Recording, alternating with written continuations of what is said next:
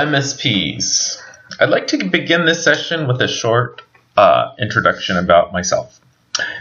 I did not get into this field of medical staff services because I knew this is what I wanted to do in life. My start began June 2010 when I went from a temp to permanent employee at a CBO in downtown LA. I stayed there for about 4 years learning from leads, managers, and fellow coworkers. Then there was an opportunity to advance and gain experience in a hospital health system setting, and I took it. Unfortunately, my time there was brief, but I learned a lot and took away some valuable lessons. Even though this is my second time taking the CPCS exam, I'm even more determined and doing so much more to be prepared for my test date.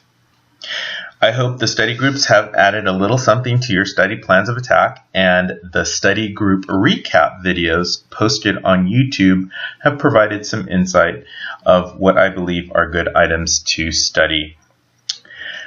Bottom line is, my experience is brief in the medical staff services field. I'm very much interested in it. It's a direction in life that I'd like to take. And I believe obtaining a CPCS certification will help me along on my career path. So thanks for listening. I wish everyone well when they sit for the exam, and let's get started. Last week, a few of us met up online for a CPCS study group. The last study session reviewed supporting departmental operations. This makes up about 13 to 24% of the exam. The aspects I'd like to touch on are meeting management. Know the prep work involved in meeting management. Have a checklist. Arrange a location. Make sure the speakers are invited well in advance. It may require some coordination with tech support or audio-visual in setting up projectors, speakers, microphones, anything of that nature. Be sure that the room is comfortable and the lighting is adequate. Notification of the meeting should go out well in advance. Know what's on the agenda. If an agenda is already in place, no need to recreate the wheel. Just use that one. And prepare for your meetings at least 2 weeks in advance. This is just words to go by. Know what items are going to be referred to in the meeting. Have a recap of last meeting minutes, and be sure to list your items, most important to least important. Be sure that the chairperson is involved prior to the meeting and that he knows what, or he or she knows what's going to be on the agenda. When necessary, send out materials before the meeting is placed, and maybe materials that need review for important decisions to be made. Ultimately, you're going to need to keep a record of the meeting in the file, and this is the final version of the meeting minutes that goes in the meeting file.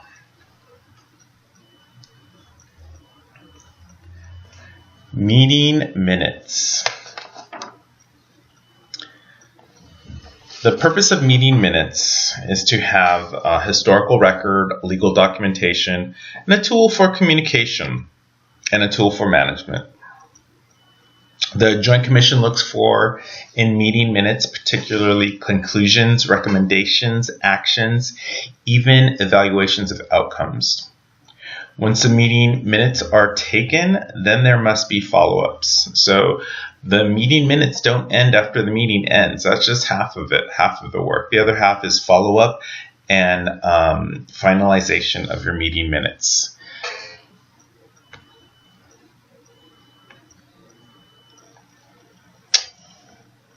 Meeting management in the meeting. Know your roles and responsibilities. Know your business, know their business. It's also a good idea to have a file of the committee meeting on hand in case any questions arise. What is your role as the MSP? Are you going to be the active facilitator, or are you going to be the quiet minute taker? Know your role before going into the meeting. Closed meeting items. Some items are to be discussed in private, and all non-voting members and attendees may have to leave the room while this is deliberating. Also, at the end of the meeting, make sure you thank everyone for attending, and make sure that their time is very much appreciated for this process. Documenting the meeting minutes is very important. The meeting minutes do not end when the meeting ends. That's just half of the process. The other half may require some follow-up. Finalizing the meeting minutes, be sure to destroy any drafts and save the final copy of the meeting minutes in the meeting folder for reference on next meeting session.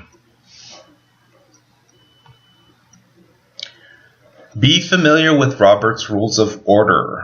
Know that it is to ensure majority rules and the minority is heard.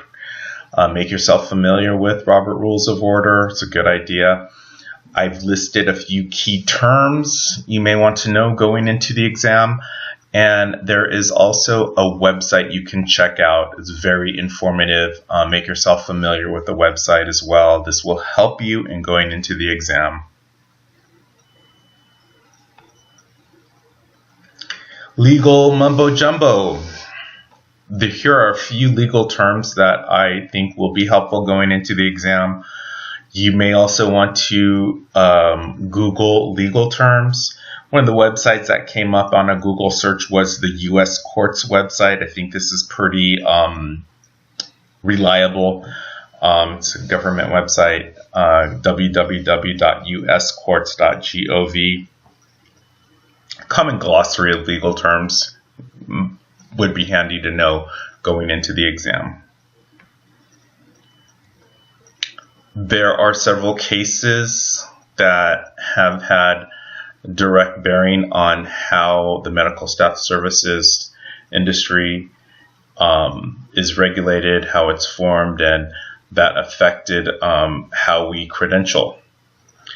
Know the differences of these cases, be able to categorize them, know issues, and know how they affected how we do business as medical staff professionals. There are a few questions that particularly ask about specific cases.